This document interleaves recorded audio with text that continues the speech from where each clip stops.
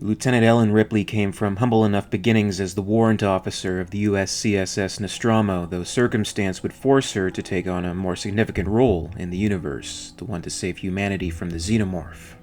Was this role happenstance, or was it in the stars? Was it her destiny? Perhaps an answer can be found in Ripley's bloodline, and perhaps she may not have been the first in her lineage to encounter the Xenomorph species and battle against it.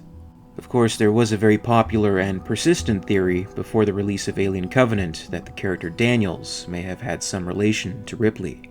Daniels was, much like Ripley, a no-nonsense, determined fighter who used her cunning to survive against the alien creatures. Hardly a solid connection, but the intriguing angle of this theory was the fact that the events with the Covenant and Planet 4 occurred in the year 2104. Ripley would have been alive during this time and would have been approximately 11 years old. That would make her the same age as her own daughter when she first encountered the alien, and promised to come home for her birthday. So to have Daniels also off in space, battling against the Xenomorph while her daughter, Ripley, was waiting on Earth, may have added some cosmic irony to Ripley and her relationships. Thematically intriguing, but that would be the end of it. Ridley Scott was quick to shoot down this rumor before Alien Covenant's release, and confirm that Daniels was not, in fact, the mother of Ellen Ripley.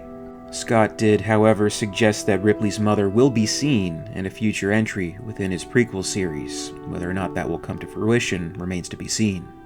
Another theory worth exploring when it comes to Ripley's bloodline would be from Aliens vs. Predator Requiem, the story of a xenomorph infestation taking over a small town on modern-day Earth.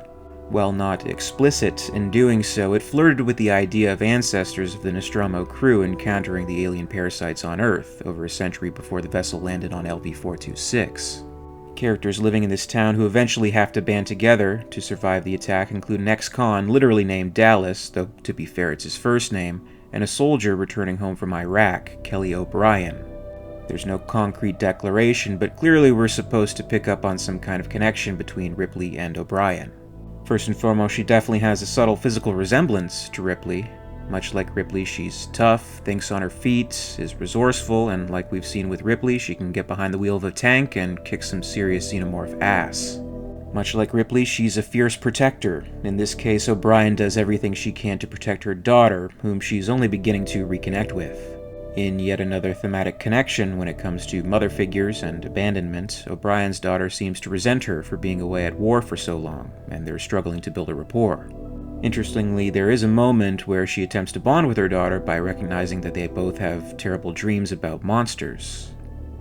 It would, at the very least, stand to reason that somewhere in Ripley's family tree there were soldiers. With military service being in her family history, it could be reasonably assumed that Ripley was born with certain instincts, and a predestined set of skills that made it a seemingly effortless transition from civilian advisor to unofficial leader of the Marine Squad during the Hadley's Hope rescue mission. O'Brien's and her daughter's connection to Ripley is pure suggestion, though, and it's purely up to one's own interpretation whether or not you want to buy into this theory. Aliens vs. Predator Requiem, however, wouldn't be the first time the extended universe presented a story in which an ancestor of Ripley fought against aliens in a small town on Earth. In Aliens, Earth Angel, an alien craft crash lands in a small town in the 1950s and has discovered that a facehugger has attached itself to another alien being. The local doctor studies these specimens, including the dead facehugger and the eventual xenomorph that bursts from its hosts and wreaks havoc on the town. The doctor initially plans to evacuate along with his wife and daughter, but is forced to face off against a potential infestation. Though unlike the extremes seen in AVP Requiem, the town is not nuked, but the doctor is able to destroy the xenomorphs by burning them to death, leaving local authorities puzzled over the charred, hideous alien corpses left behind. The final twist of this story is that the man who fought against the xenomorph creatures is revealed to be Dr. Daniel Ripley. Do you think we'll end up seeing more of Ripley's ancestors, particularly her mother as teased by Scott, in future Alien films? If Scott's prequel series doesn't continue as planned, can we assume there is some kind of plan in presenting Ripley's lineage? Do you think the story elements will continue in other forms, such as comics or novels or video games? Comment below and share your thoughts. As always, I'd like to thank you very much for watching. I really appreciate it, and if you enjoyed this video, please make sure to give it a like, and you can also subscribe for all the latest videos from the channel. A very, very special thanks goes out to WEYLAND YUTANI executives, EmYarUk, and Lady Anne, part of our Patreon Hive. If you'd like to join the Hive and support the channel, check out my Patreon page for exclusive posts and contests. In the meantime, you can catch up with Alien Theory over social media. Follow @alien_theory on Twitter and @alientheoryyt on Facebook and Instagram for more. And until next time, this is Alien Theory, signing off.